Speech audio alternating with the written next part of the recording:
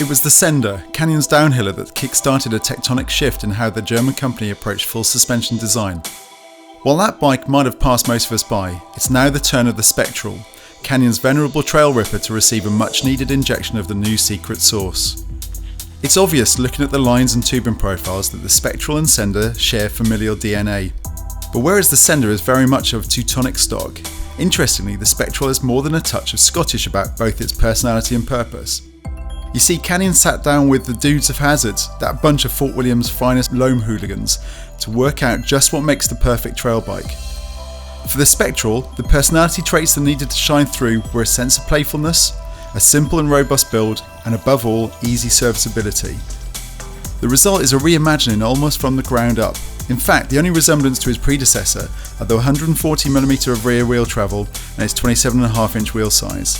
Everything else is, well, different.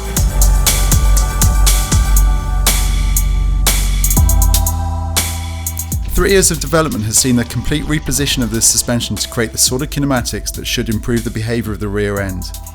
One of the issues with the old system was the tendency to blow through the mid-stroke too quickly and suffer from square-edged hits. But this new system promises the holy trinity of supple and compliant in the initial stroke, stable throughout the midsection, and a hugely progressive last part that resists easy bottoming. Trying to keep up with the cool kids, Canyon has made the Spectral a tad longer, a smidge lower, and a touch slacker. There's nothing revolutionary in the figures, but the extra space is much appreciated. Reach on the size large comes in at 460mm. The front centre has been extended enough to allow Canyon to now spec a 40mm stem with confidence throughout the size range. The other notable change is a boost rear end and a focus on semi-plus tyre size. With the exception of one model, the entire range now comes with 2.6-inch rubber strapped to both ends. Slick trails and thick mud aside, the CF 9.0 SL model I rode performed almost better than expected. Yes, the head tube is still a touch too tall, and the rear Maxxis Recon tyre is a nightmare in the wet, but the new suspension feels incredibly capable, supple and practically bottomless. The bike certainly wasn't the one dragging the anchors on the steep and techy Madeiran trails. Canyon is keen, however, to stress that it's still very much a trail bike, and this is obvious from the lighter weight speccing of the range. The Fox 34 fork, for example, whilst a very accomplished trail fork, can feel a little bit jittery when travelling at the sort of speeds the Spectral encourages. It's the new approach to longevity that will have UK riders pricking up their ears in excitement though.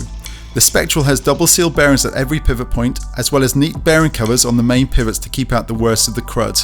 And even though it looks like the frame features internal routing, the keen-eyed amongst you will see that all the cables actually run through a clever demountable sleeve along the underside of the down tube. Result: easy cable and hose replacement that should encourage regular maintenance. The new Spectral will be available in 3 frame styles: full carbon models, a carbon front and aluminium rear end model, and full aluminium models, making up a total of 8 new models.